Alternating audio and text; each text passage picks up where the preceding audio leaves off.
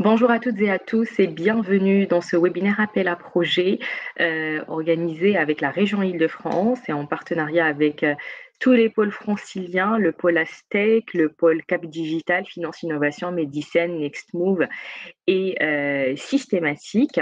Ce webinaire appel à projet, on le consacre à deux appels qui sont les grands lieux d'innovation et Sésame Filière.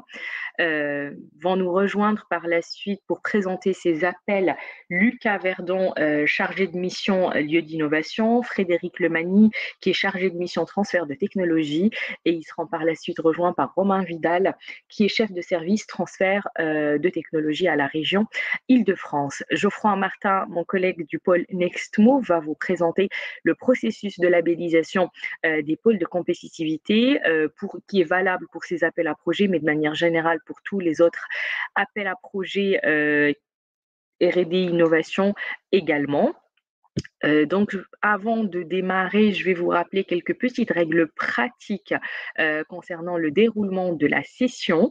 Vous avez en bas de votre écran à droite l'onglet questions dans lequel vous pouvez poser au fil de l'eau toutes les questions. Elles seront traitées à la fin des présentations. Merci de bien utiliser cet onglet-là et pas l'onglet chat pour faciliter le traitement de toutes vos questions. Concernant le support de présentation, vous avez la possibilité de le télécharger pendant toute la session et jusqu'à la fin. Vous recevrez également le lien du replay à la fin de notre webinaire. Et je vais laisser la parole à Lucas Verdon pour la présentation du premier appel à projet, Grand lieu d'innovation. Je vous laisse la parole, Lucas. Oui, merci Soumaya. Peut-être juste pour passer sur la slide d'avant, donc comme le disait Soumaya, on sera côté région, moi-même sur l'appel à projet Grand lieu d'innovation. Et puis Frédéric et Romain vous présenteront l'appel à projet Sésame Filière, donc on fera une présentation croisée. L'idée d'aujourd'hui, c'était de vous présenter ces deux appels à projet, Grand lieu d'innovation et Sésame Filière, puisque là aujourd'hui on arrive sur la troisième vague de ces appels à projet, donc on trouvait intéressant de susciter en vous des envies peut-être de candidature.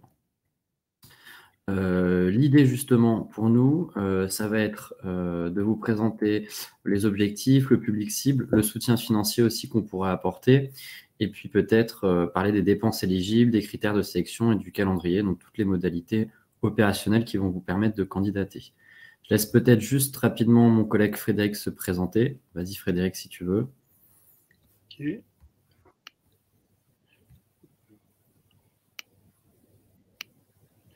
Rapidement, donc moi je suis chargé de mission transfert de technologie. Je travaille donc au sein du service transfert de technologie au pôle Trésor sous la direction de Romain Vidal qui est chef de service. Et donc je suis responsable de Sésame Filière France 2030 pour la région et donc je serai votre correspondant pour toutes les questions que vous pourriez avoir sur ce projet, sur cet appel à projet. Merci. Super, merci Frédéric. Du coup, pour rentrer dans le vif du sujet, ce qu'on voulait vous présenter, c'est d'abord peut-être les deux appels à projet. En fait, finalement, Sésame Filière et Grand lieu d'innovation, ce sont des appels à projet qui s'inscrivent dans le cadre du plan France 2030, donc, que vous connaissez, qui a été mis en place par l'État. Et celui-ci est décliné régionalement pour correspondre en fait aux stratégies régionales franciliennes, donc le SRDE2I, qui est le schéma de développement économique, et puis le SRESRI, qui est le parent, enfin le jumeau, on va dire, sur le volet enseignement supérieur et recherche. L'idée, du coup, de ces deux appels à projet, pour nous, c'est de pouvoir soutenir le développement, la structuration et la compétitivité de nos filières stratégiques, en se disant qu'on va venir soutenir des écosystèmes qui seront innovants et compétitifs. Sur l'appel à projet, le partenariat État-région, concrètement, il se met en place via des financements complémentaires, c'est-à-dire que l'État et la région vont apporter des montants financiers équivalents sur chacun des deux appels à projet. C'est-à-dire que l'État donnera 50% et la région 50%. On a aussi BPI France qui est dans la boucle, puisque BPI France sera l'opérateur et le gestionnaire pour le compte de la région et de l'État de cet appel à projet sur tout ce qui est instruction financière et ensuite suivi de l'exécution financière des projets.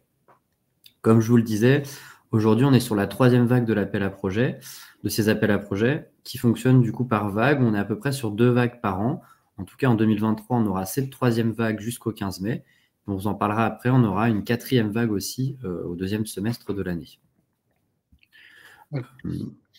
Alors, ce qui est important, effectivement, c'est que vous ayez bien en tête, effectivement, les objectifs que nous avons, qui sont des objectifs communs, même s'il y a des spécificités qui sont propres à chacun des appels à projets. Ces projets attendus doivent, dans tous les cas, renforcer et contribuer au renforcement de la compétitivité des filières stratégiques de la région. Ils doivent démontrer un apport concret déterminant à une filière, sa structuration, avec une ouverture effectivement sur le monde économique, sur le monde industriel. Ils doivent avoir à terme un impact et un effet d'entraînement sur l'ensemble des filières concernées au niveau du territoire de la région. Et le projet durant, en termes d'accompagnement, 3 ans, ils doivent démontrer une autonomie financière vis-à-vis du soutien public et une soutenabilité économique, une viabilité, donc au-delà effectivement du portage de projets par la région et l'État. Les domaines qui sont ciblés, ce sont ceux effectivement correspondant aux domaines d'intérêt majeur et des filières stratégiques franciliennes, qui concernent à la fois les deep tech, le santé au sens large, l'aéronautique, le spatial, la défense, les mobilités durables et intelligentes, l'éco-construction, les énergies vertes et décarbonées, tout ce qui concerne effectivement le numérique, l'industrie de la donnée, les industries créatives, le luxe, la cosmétique, l'agriculture, l'agroalimentaire, la nutrition, bref, tout un ensemble de filières qui sont aujourd'hui bien identifiées comme stratégiques pour la région et pour lequel effectivement on a choisi d'investir et d'aider effectivement le développement de ces filières. Pour ce qui concerne l'appel à projet Sésame Filière, il est orienté prioritairement vers les laboratoires de recherche académique en Île-de-France. C'est une spécificité effectivement de notre région par rapport à d'autres régions, avec des projets prioritaires, ce qu'on a pu voir sur l'ensemble des 5 années maintenant que nous avons de recul sur l'appel à projet Sésame Filière, qui porte principalement donc et prioritairement sur le développement de plateformes technologiques ouvertes sur des PME, des ETI. L'objectif étant de permettre à tous les acteurs d'une même filière d'accéder à des équipements, des formations, des ressources, et puis de pouvoir tester, améliorer leurs innovations, d'établir des preuves de concept, de réaliser des prototypes, démonstrations à l'échelle industrielle, et donc d'amener effectivement leurs innovations au marché le plus rapidement et en tout cas dans les meilleures conditions possibles en intégrant l'ensemble des acteurs de la filière.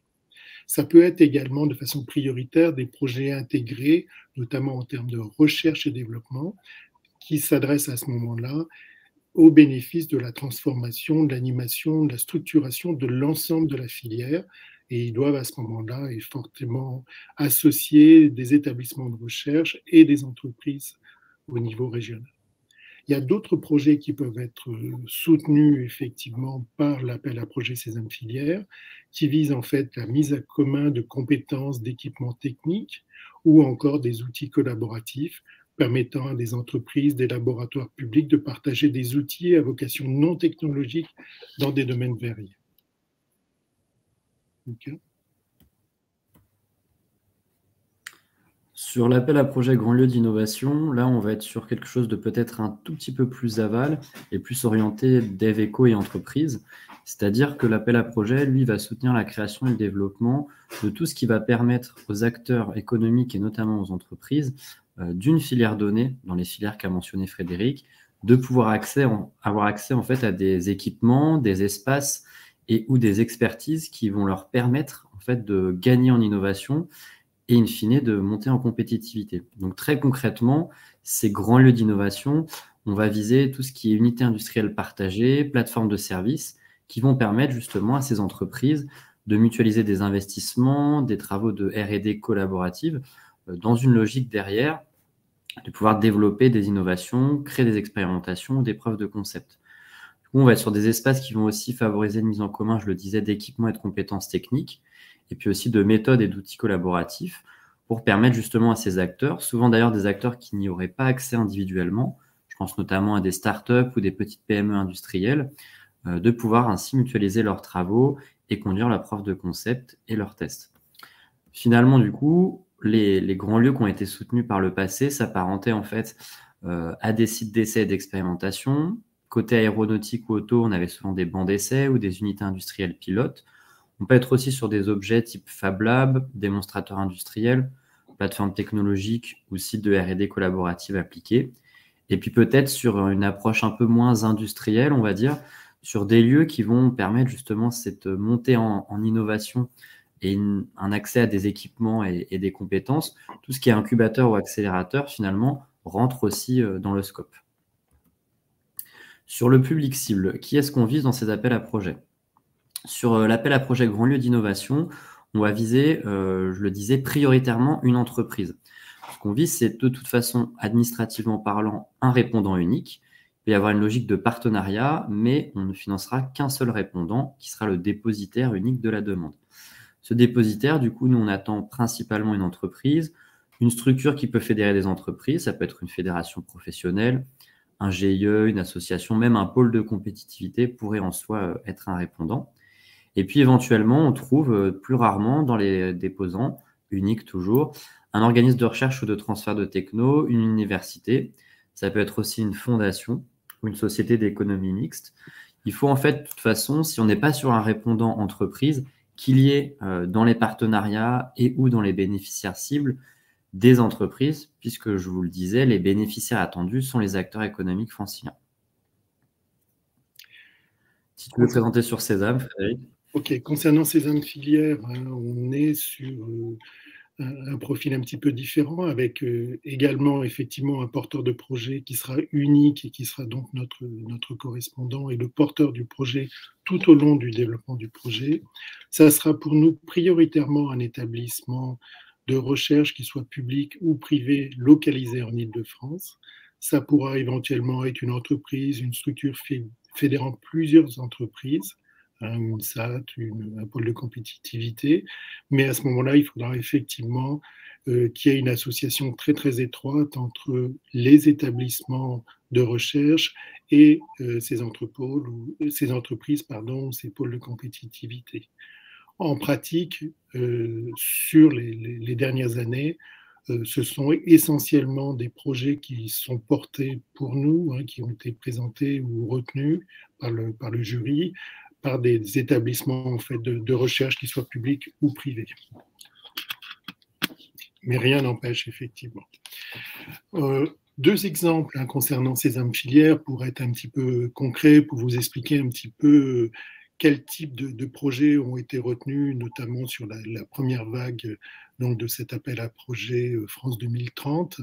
Le premier projet, le premier exemple, c'est celui qui est porté sur l'université Paris-Est, donc Créteil, l'UPEC, qui est un projet très innovant, qui porte sur la structuration, l'animation de la filière santé-environnement, avec la mise en place d'une structure, d'une plateforme ouverte en lien avec les entreprises du secteur. Et ça repose en fait sur le développement d'une plateforme, d'une nouvelle plateforme, qui est organisée autour de 10 plateformes, de 10 infrastructures de recherche installées, reconnues de l'UPEC. Et donc, on va avoir toute une organisation qui va être centralisée, pluridisciplinaire, interdisciplinaire, au service effectivement de ce projet et du développement et de l'accompagnement des entreprises, avec des accès facilités effectivement aux équipements, aux entreprises, aux équipements, aux formations, aux ressources, et ça doit effectivement, et ça vise effectivement à accélérer toutes les possibilités au niveau de cette filière de développer des diagnostics, des analyses de polluants eau, sol, air, pour lesquelles cette plateforme est dédiée. Et elle est aujourd'hui en place d'être développée et d'être mise en place. Le deuxième projet qui est un petit peu différent et qui est un autre exemple effectivement de plateforme qui est aujourd'hui développée, elle est mise en place, elle est portée par l'Institut Pierre-Gilles de Gênes. Elle vise en fait, et des industriels de la microfluidique, elle vise en fait à accompagner les acteurs industriels à parfaire leur protocole de micro-fabrication pour mener les différentes étapes vers l'industrialisation en élargissant les capacités existantes de prototypage et l'utilisation de nouveaux matériaux qui vont permettre d'arriver à ce moment-là à des petites et moyennes séries. L'objectif étant d'arriver à une utilisation de la microfluidique, de la recherche pour laquelle c'est essentiellement développé et utilisé aujourd'hui, vers des nouveaux acteurs, vers des industriels qui aujourd'hui utilisent relativement peu ou difficilement accès à ces technologies. Il y a tout un ensemble aussi de programmes d'accompagnement qui est prévu avec les universités, que ce soit sous forme de formation initiale ou de formation continue, qui va permettre effectivement le développement de cette filière et de cette ouverture vers le monde industriel. Lucas?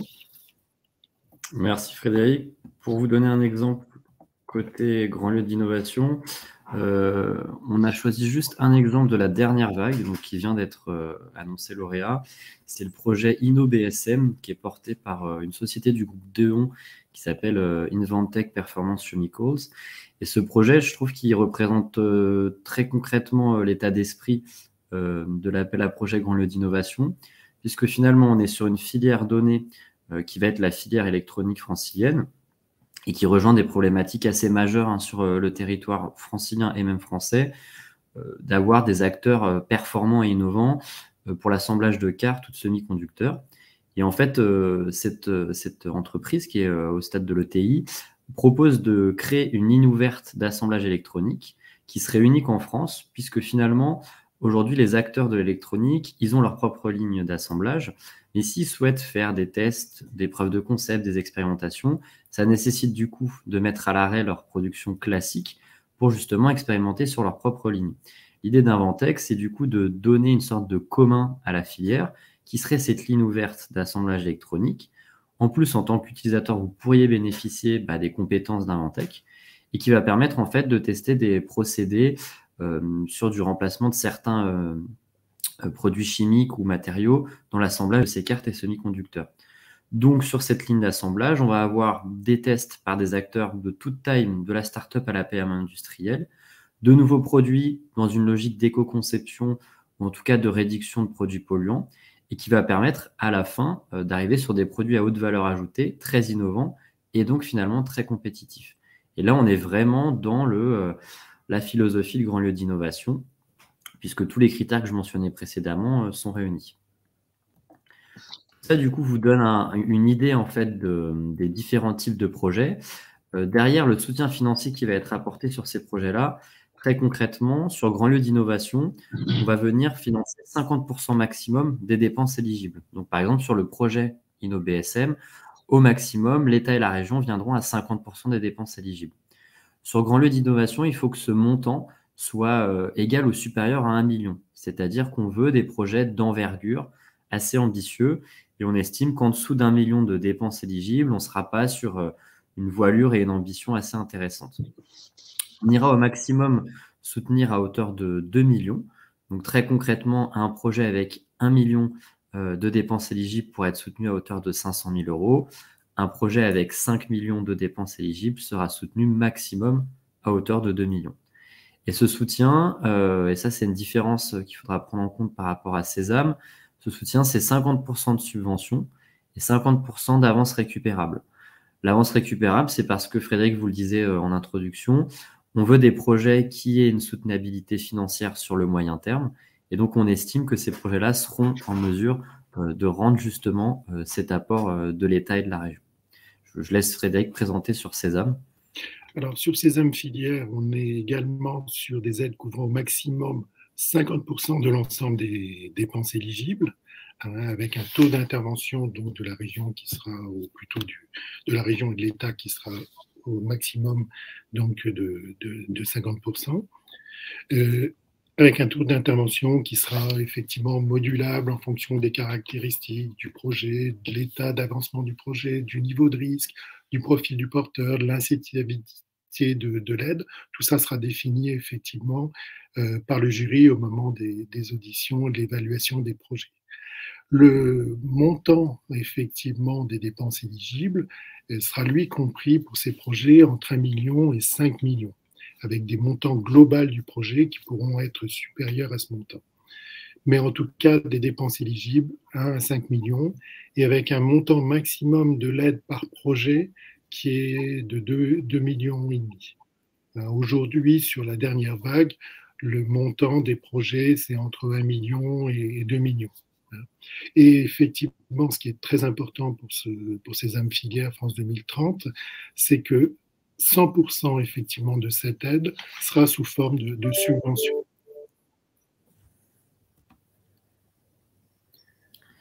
Ensuite, on vous parlait justement d'argent qu'on pouvait apporter au projet sur la base de dépenses éligibles. Alors, quelles sont ces dépenses éligibles? C'est important à avoir en tête pour justement mieux calibrer aussi votre projet. Frédéric va d'abord vous présenter les dépenses qu'on appelle éligibles sur l'appel à projet Sésame. Alors, sur Sésame filière France 2030, il y a 2 types de dépenses qui sont éligibles. Il y a d'une part les dépenses qui sont relatives à la composante structuration, animation de la filière, création de la plateforme, et puis les dépenses relatives à la composante recherche et développement qui seront portées, encore une fois, par une seule entité pour le compte de la filière. Il y aura 2 types, effectivement, donc, de données ou d'informations à renseigner sur 2 fichiers Excel que vous aurez dans le dossier. En sachant que dans tous les cas, il y a sur le dossier Sésame filière nécessité d'avoir cette composante structuration et animation de la filière, et il ne peut pas y avoir uniquement une composante R&D. Donc des projets structuration animation de filière et R&D, ou structuration et animation de filière. Pour ce qui concerne effectivement la composante structuration animation de la filière, on distingue et on intègre aussi bien des dépenses internes concernant effectivement les dépenses du personnel, ce qui est très important, avec une limite sur les dépenses du personnel titulaire qui ne doivent pas dépenser 30% de l'ensemble des dépenses éligibles, mais ça représente effectivement déjà une possibilité importante sur le budget de votre projet. Ce sont des investissements matériels nécessaires effectivement à la structuration de la filière. Ce sont des dépenses d'animation, de marketing, de business, de développement, de déplacement, et puis des dépenses également d'aménagement des locaux à partir du moment où ils sont spécifiques et nécessaires effectivement à ce projet. Concernant la composante R&D, si elle fait partie effectivement de votre projet, là on va retrouver une composante relative au salaire du personnel scientifique et technique, les achats de consommables, des prestations externes, de la sous-traitance qui sont effectivement possibles, de l'amortissement des investissements récupérables, mais à ce moment-là au prorata de leur utilisation sur la durée du projet. Et ces dépenses pourront à ce moment-là être réalisées sur la période au maximum 12 mois avant la date de clôture pour ce qui est des amortissements de l'appel à projet. Sinon, effectivement, tous les autres investissements sont réalisés postérieurement à la date de clôture de l'appel à projet. On aura également la possibilité d'introduire sur cette composante R&D des investissements non récupérables qui seront à ce moment-là pris en compte pour leurs coûts hors taxes à leur achat pour ce projet. Encore une fois, les dépenses de titulaire, que ce soit pour la composante structuration ou composante R&D, ne doivent pas dépasser 30% de l'ensemble des dépenses éligibles du projet. Le montant des dépenses éligibles doit être compris entre 1 million et 5 millions, et avec un taux d'intervention au niveau de l'appel à projet qui est de 50% maximum de l'ensemble des dépenses éligibles, avec un montant maximum de l'aide à apporter qui est de 2,5 millions par projet. Lucas. Merci Frédéric. Sur grand lieu d'innovation, là on va être sur des dépenses éligibles d'investissement principalement. Donc investissement des dépenses classiques sur ce volet-là, c'est-à-dire de l'aménagement de locaux, de l'investissement matériel. On le disait, on attend des lieux aussi peut-être avec des équipements, des machines innovantes. Ça peut être aussi de l'investissement immatériel sur tout ce qui est solutions digitales, logiciels, etc. On pourra aussi, de manière un peu plus originale, venir sur de la prestation d'études, mais il faut qu'on soit sur des études qui soient déjà aux phases projet, donc c'est-à-dire de l'analyse préopérationnelle ou du concours d'architecte ou de l'étude de faisable par rapport à un projet qui est déjà défini. Et puis, à la marge, et c'est logique, on viendra financer jusqu'à 15% maximum du montant total de ces dépenses des frais internes d'animation et de gestion. C'est-à-dire qu'on part du principe que si on est sur un lieu ouvert qui doit permettre de faire monter en compétence un certain nombre d'acteurs, il faut justement du personnel pour permettre l'accès facilité à ces équipements-là, les aider à utiliser les équipements ou gérer les espaces. Et typiquement, sur le projet que vous présentez sur InnoBSM de ligne électronique ouverte, il y a bien sûr prévu des ETP pour permettre l'accueil des utilisateurs et puis leur soutien dans l'utilisation de la ligne. Je vous le rappelle aussi, on disait montant minimal de ces dépenses, 1 million. Donc, il faut présenter un projet avec de l'investissement, avec des frais d'équipement, des achats, etc., d'1 million minimum. Et puis, nous, on viendra à 50% max financer ce projet-là dans un montant maximum de 2 millions d'euros. On a vu tout le volet financier. Maintenant, comment finalement on peut être sélectionné Grand Lieu d'Innovation ou Sésame. Le process, c'est qu'on vous donnera les liens à la fin. Il y a un lien pour télécharger le dossier de candidature et le remplir. Celui-ci est ensuite d'abord étudié par BPI sur sa recevabilité, on va dire, administrative et financière. C'est-à-dire que BPI va regarder si un certain nombre de critères d'éligibilité sont bien respectés. Ensuite, on aura un jury composé de l'État en région, de BPI et de nous-mêmes côté région, donc Frédéric et Romain sur le volet Sésame et moi-même sur le volet Grand Lieu d'Innovation, pour évaluer justement la pertinence des dossiers par rapport à ce qu'on disait en préambule, est-ce qu'ils s'inscrivent dans nos filières, etc., etc. Si nécessaire, on se donne la possibilité d'auditionner les porteurs de projets. Et en fait, à l'issue de ce process, on arrive à un avis formulé par le jury qui propose en plus des montants sur le soutien financier à chacun des lauréats. On valide tout ça avec le SGPI, donc le secrétariat général pour l'investissement. Et puis, on envoie ensuite le résultat aux porteurs de projets, ceux qui sont sélectionnés, et puis bien sûr aussi ceux qui sont non sélectionnés. Et puis, comme je vous le disais en introduction, BPI étant un peu le gestionnaire administratif financier de cet appel à projet, de ces appels à projet, la contractualisation se fait ensuite avec BPI. Ce qui est important de rappeler peut-être, c'est que les dossiers qui ne vont pas répondre aux critères de recevabilité, donc la toute première phase, ne seront même pas finalement évalués par le jury et donc d'emblée ne seront pas éligibles à un financement. Et dans ces cas-là, le retour qu'on fera sera aussi sur ce volet-là, c'est-à-dire que si le dossier est jugé non recevable, on expliquera pourquoi il ne l'est pas. Ces critères de recevabilité, justement, on en a 4. C'est d'une part être complet au sens administratif. Donc là, je vous renvoie à chacun des dossiers des appels à projets. Il faut, et ça on a bien insisté dessus aujourd'hui, je pense, répondre aux attentes concernant un montant minimum de dépenses et puis un montant maximum d'aides demandées. Il faut que le projet reste cohérent par rapport à ces intervalles-là. Il faut ensuite que les structures soient bien sûr autorisées à porter ce projet-là. C'est-à-dire qu'on a bien précisé avec Frédéric qui était éligible et qui ne l'était pas. Et puis ça, c'est un enjeu important. Et ça fait partie de l'analyse de BPI.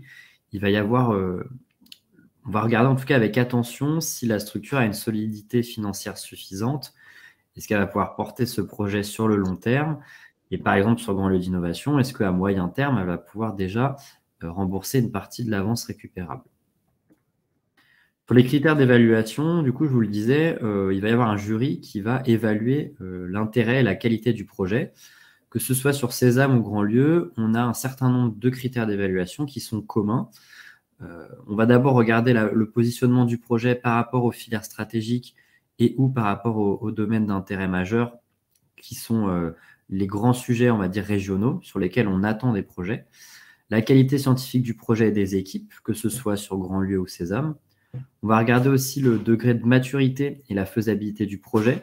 Si on est sur quelque chose de beaucoup trop prospectif ou pas du tout concret, où on n'arrive pas forcément à imaginer le projet sortir de terre dans un temps relativement court, c'est vrai que ça sera difficile de venir le soutenir. On va attendre aussi, parce qu'il y a beaucoup d'enjeux sur l'innovation et la compétitivité, une connaissance du marché en fait sur lequel se positionne le projet, et notamment aussi de la concurrence qui existe sur un certain nombre de lieux, de plateformes. Il y a des choses qui se font en France et en Europe, dont nous, on a connaissance, et donc c'est important de nous montrer que vous aussi, en tant que répondant, vous savez ce qu'il y a. Puis après, des sujets plus classiques, j'ai envie de dire, sur la structuration de la gouvernance s'il y a des partenaires, le modèle économique, la contribution à la transition écologique et énergétique. Et puis côté plutôt Sésame, un gros intérêt sur comment on va diffuser et valoriser les recherches qui vont être conduites dans le cadre du projet. Côté grand lieu d'innovation, gros sujet aussi sur l'impact en termes d'activité économique et d'emploi.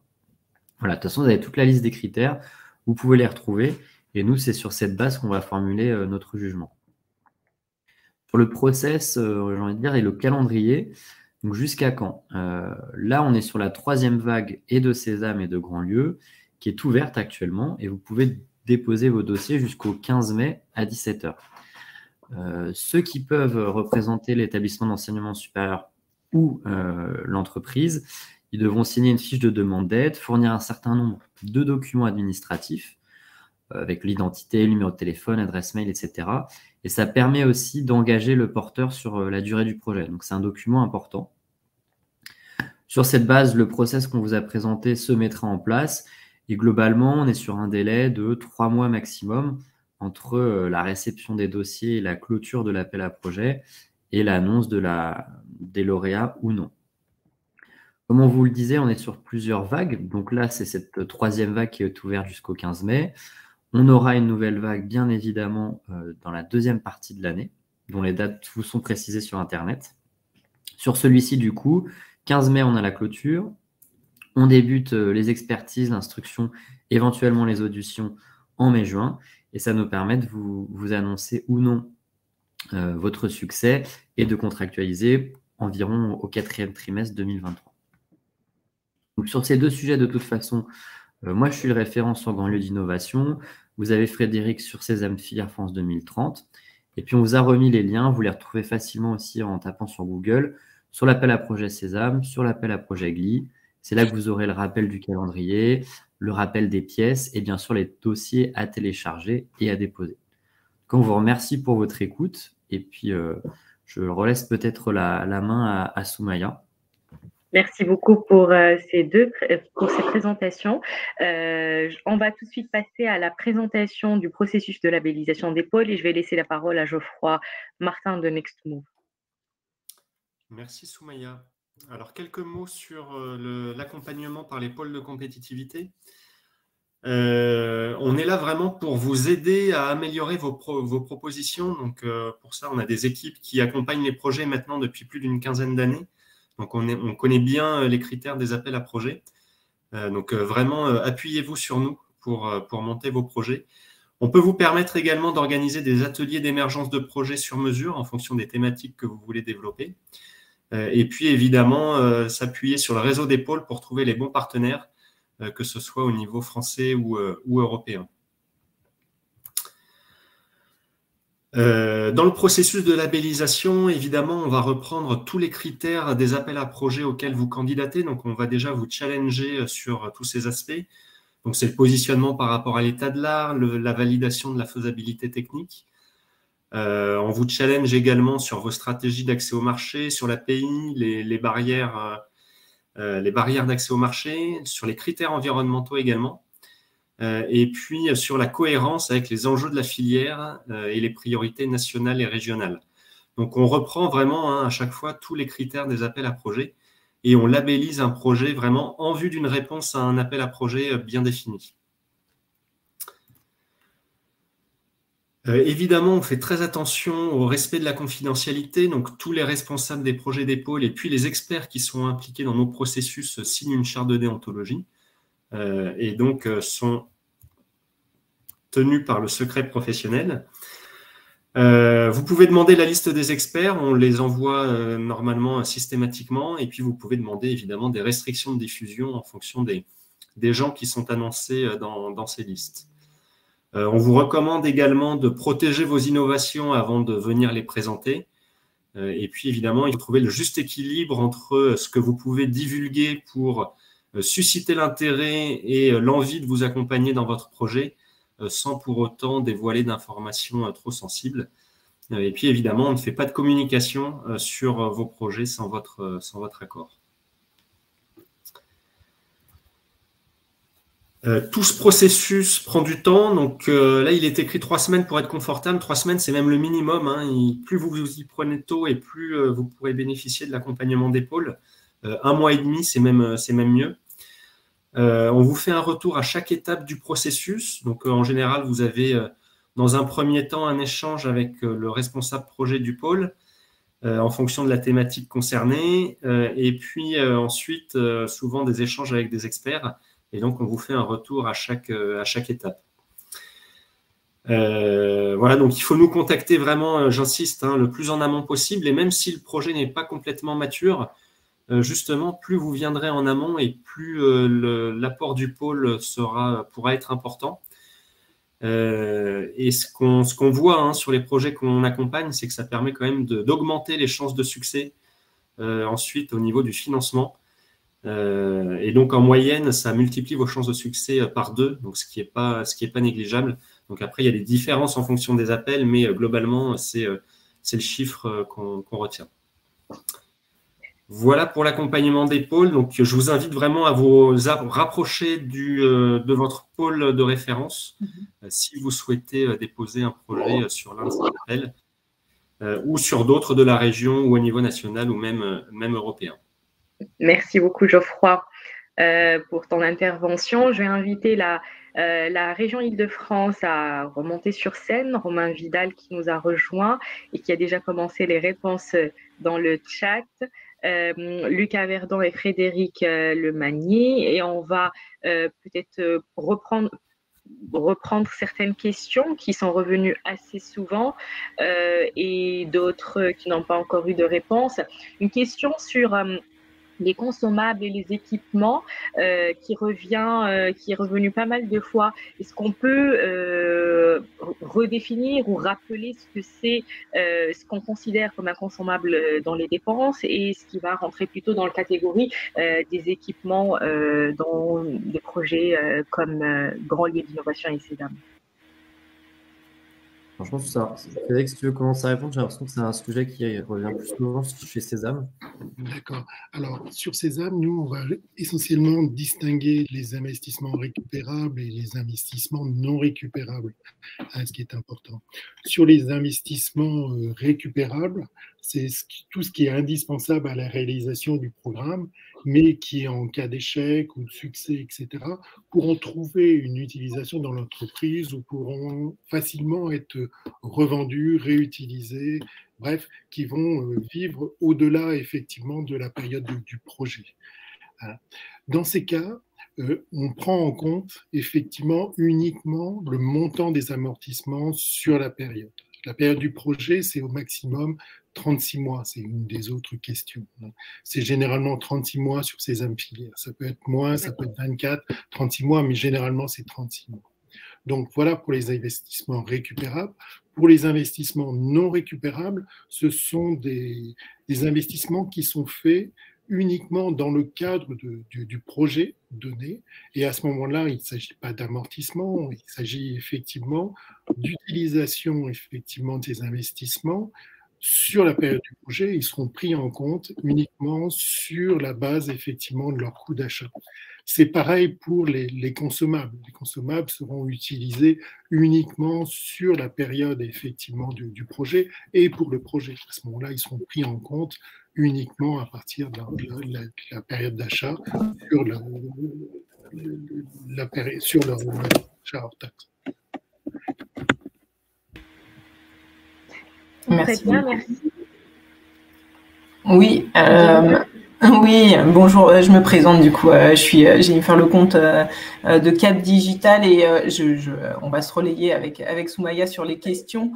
Romain, merci de nous avoir rejoints et j'en profite parce que c'est toujours une question qui revient et qui est intéressante pour tout le monde pour poser la question à laquelle tu as répondu dans le chat à tout le monde. Donc, c'était une question de Jean-Claude Bernard qui demandait le taux de réussite sur les vagues précédentes et le montant moyen des aides attribuées. Donc, est-ce que tu peux nous redonner cette réponse, s'il te plaît?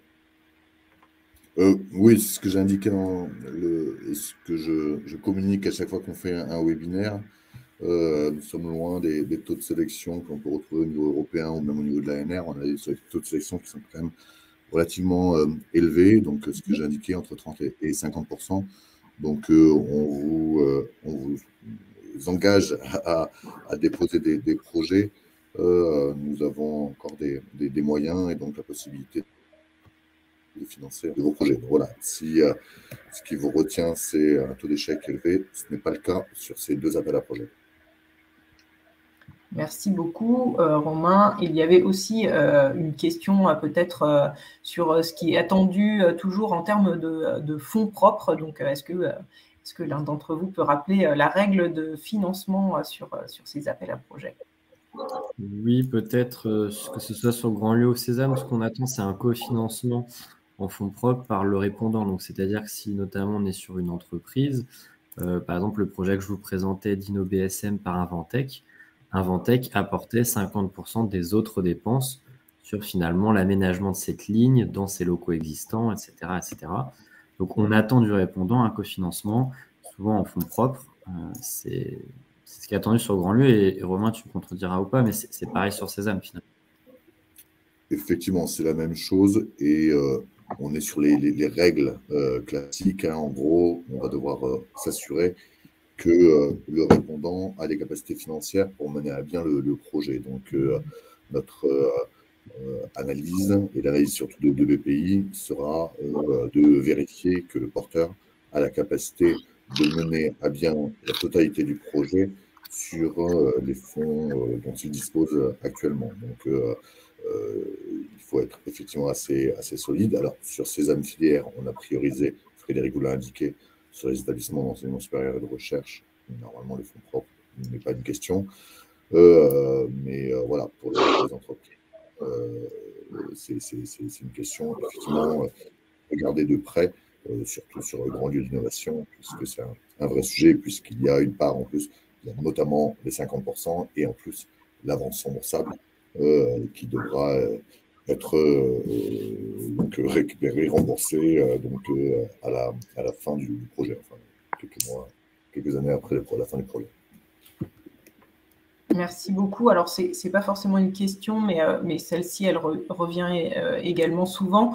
Est-ce qu'il y a des taux d'intervention de la sous-traitance qui sont fixés? Est-ce qu'on a un maximum de sous-traitance qui est éligible dans cet appel ou dans ces appels?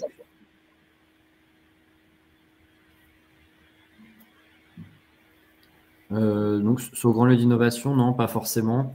Après, ça va être un sujet pour nous, c'est de regarder si finalement le porteur de projet est vraiment celui qui réalise le projet et donc qui le porte dans ses réalisations.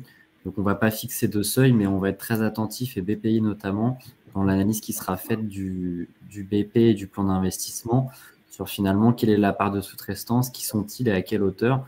Si on est sur un projet qui est quasiment que fait en sous-traitance, finalement, il n'y a pas d'enjeu ni d'intérêt pour nous à soutenir un porteur de projet qui ne réalise pas en propre le projet. Il y a un taux de 30% pour certains appels à projets, d'autres appels à projets de la PPI ou de la région. Est-ce que c'est dans ces ordres-là, il ne faut pas une sous-traitance qui est supérieure à un tiers des dépenses du projet pour être considéré comme sous-traitant et pas du coup partenaire ou porteur du projet? Sur le Grand Lieu, on n'a pas de taux. 30%, ça me paraît même déjà élevé, hein, finalement. Non, sur ces âmes filières, donc, contrairement à d'autres appels à projets où effectivement c'est capé comme ça, il n'y a pas. On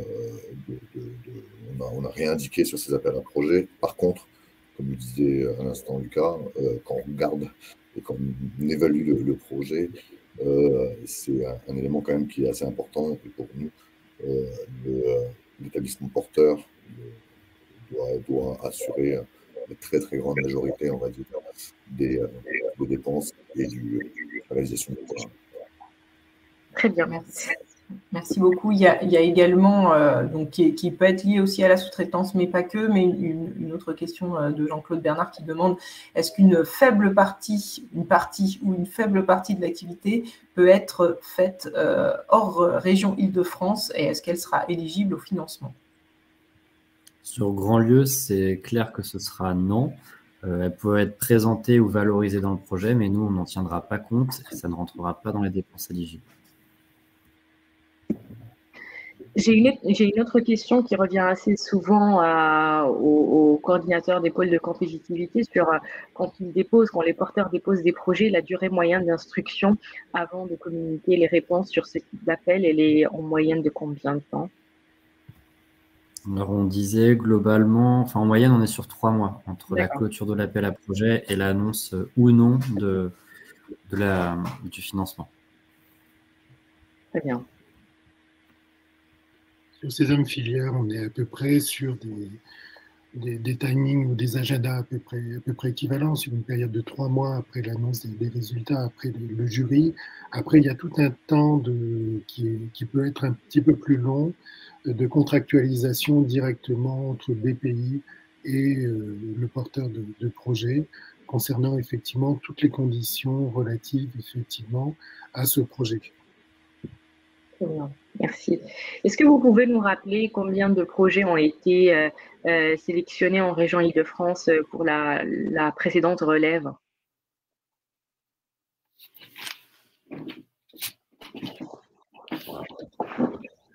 Alors, sur Grandlieu d'innovation, sur la vague 2, donc la précédente, on a 3 lauréats. Et sur la vague 1, donc celle encore avant, on a 2 lauréats. Donc, je dirais que sur les 2 dernières vagues, on a 5 lauréats. D'accord. Pour un taux, sans forcément dévoiler le nombre de répondants, mais qui est similaire à Sésame, nous, on est entre 40 et 50% de taux de sélectivité. D'accord. Donc, peu de projets, mais souvent des très bons. Est-ce que vous pourriez nous donner aussi les principales difficultés et les principales questions que vous avez sur ces appels à projets-là? Je sais que sur Sésame Filière, comme la région Île-de-France favorise les candidatures qui sont issues de la recherche, peut-être le business model est un enjeu dans celui-là. Est-ce que dans Grandlieu d'innovation, il y a également des enjeux comme ça qui peuvent peut-être présenter des freins pour ceux qui voudraient déposer un projet? Je dirais que sur l'écueil qu'on voit le plus, donc sur Grandlieu, c'est vrai qu'on a une grosse attention portée au modèle éco, à la soutenabilité financière, mais effectivement, c'est peut-être moins un sujet que dans l'appel à projet Sésame, puisqu'on est principalement sur des entreprises qui répondent, souvent de taille assez importante, et donc ont finalement la voilure suffisante pour mener à bien le projet. L'écueil principal qu'on voit, en fait, ça va être sur l'offre de service qui est proposée dans le lieu. Au global, c'est quelle est la proposition de valeur du lieu qui est proposée et quelle offre de service on adosse à cette proposition de valeur pour finalement répondre concrètement à quel besoin. Si je reprends encore et toujours le même exemple, il avait par exemple été intéressant dans le projet d'InnoBSM, c'était qu'InnoBSM faisait un constat sur les acteurs franciliens de la filière électronique et ce constat il était très clair, c'était il y a un sujet, aujourd'hui si on veut faire des tests et des expérimentations, on est obligé de fermer sa ligne et on n'a pas une ligne pilote sur laquelle expérimenter. Face à ça, on propose un certain nombre de services sur notre ligne ouverte et en face de ces services, ça répond à un certain nombre de besoins concrets. Et je dirais que ce qui va pêcher sur Grandlieu, c'est ça. C'est qu'on a souvent une idée assez intéressante, mais derrière la proposition de valeur, elle est finalement pas très claire. On ne sait pas forcément quel besoin marché ou problématique ça adresse, et puis on ne sait pas quelle offre de service va être mise en face. Et en lien avec ça, peut-être, c'est les partenariats qui souvent pêchent, où finalement sont mentionnés des partenariats, notamment sur tout ce qui est transition écologique, très flou, très prospectif ou très intentionnel. En fait, nous, on va demander, et autant que faire se peut, si vous avez des lettres de soutien, des courriers de collaboration, ce genre de choses, qui vont permettre, nous, de comprendre que ces partenariats, ils ne sont pas que de l'ordre de l'intention, qui sont concrets et qui vont permettre concrètement de déployer l'offre de service annoncée. Merci. Et nous avons Frédéric. Oui, sur deuxième filière, comme il a été indiqué, c'est principalement effectivement le business model et la valorisation, le transfert de technologie, qui sont des points effectivement plus faibles, généralement effectivement des dossiers qui nous sont présentés, qui sont généralement très forts sur la partie valorisation, si vous voulez, des expériences, du projet scientifique en tant que tel, et du projet que peut porter effectivement la structure avec les partenaires, mais toute la partie business, model, etc. est un point effectivement sur lequel les porteurs de projets doivent porter effectivement une attention toute particulière. Mais au-delà, bon, puisqu'on est sur une subvention, c'est vrai que le modèle économique est quand même plus simple que sur le grand lieu d'innovation, puisqu'on est à 50% d'aide. Donc, au-delà, ce qu'on va regarder, on n'attend pas des projets collaboratifs. Ce n'est pas un projet collaboratif bis, c'est vraiment autour d'une plateforme. On va regarder sa capacité à s'ouvrir à d'autres, à travailler avec d'autres, son positionnement concurrentiel aussi sur un domaine, parce qu'on parle de filière, mais finalement, c'est un peu compliqué parfois de parler vraiment de filière, mais bon, on est contraint par ce terme-là, par l'appel à projet, mais c'est surtout sur le domaine, en fait, sur une communauté, sur un marché, voilà. On a eu des plateformes de microfluidites, on a eu des plateformes de bioproduction, on a eu des plateformes, enfin voilà, de divers natures. Donc, c'est aussi ce positionnement concurrentiel et sa capacité à être différenciante par rapport à l'existante et sa capacité à réunir et à attirer autour de cette plateforme soit des partenaires, soit des clients pour repositionner cette plateforme à un niveau assez stratégique. Merci. On a une dernière question qu'il faut peut-être un peu éclaircir de Renaud Coupa sur les montants budgétaires de l'année 2023. Est-ce qu'ils sont connus? En tout cas, c'est comme ça que je comprends la question. Et est-ce que les financeurs peuvent convenir ensemble de reliquats de financement pour les éditions précédentes si la totalité des financements ne sont pas consommés? N'hésitez pas à éclaircir si je ne traduis pas bien votre question. Alors, ce qu'il faut savoir, effectivement, sur les deux appels à projets, on a un engagement contractuel qui court sur plusieurs années, jusqu'en 2026 ou 2027. Donc, ces deux appels à projets seront récurrents. Il y a deux appels à projets par an qui sortent sur ces deux appels à projets.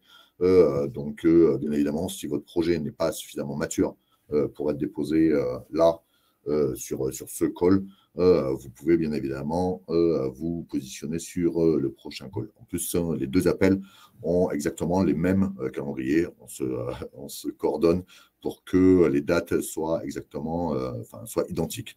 Donc, on essaye de répéter après les calendriers d'une année après l'autre. Concernant les montants, il y a de la même façon, du coup, des montants d'engagement de l'État et de la région sur ces deux appels à projets sur les 2 ou 3 années à venir. Donc, on a la capacité, si on n'utilise pas la totalité des fonds que l'on a aujourd'hui, on a la possibilité, et on le fera, de réalimenter ce fonds pour financer les projets les plus pertinents. Très bien, merci. Je pense qu'on a fait le tour des questions. S'il y a d'autres questions, vous pouvez encore, on a encore un peu de temps, vous pouvez encore les poser.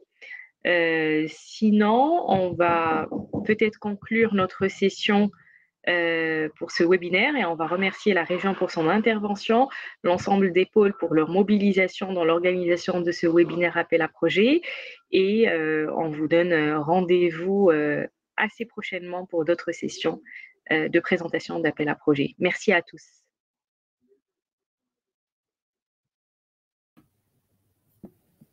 Merci à tous. Merci pour l'organisation. Merci à tous.